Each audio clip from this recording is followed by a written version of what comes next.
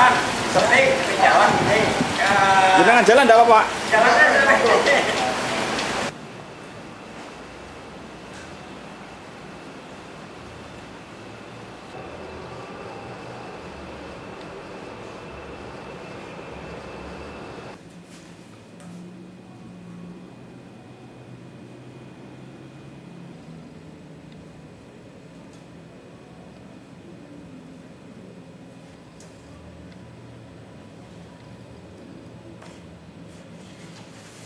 Jadi penutupan itu kemarin itu pukul 4.58. Jadi atas permintaan dari UBP Gilimanuk, cuaca di sana buruk.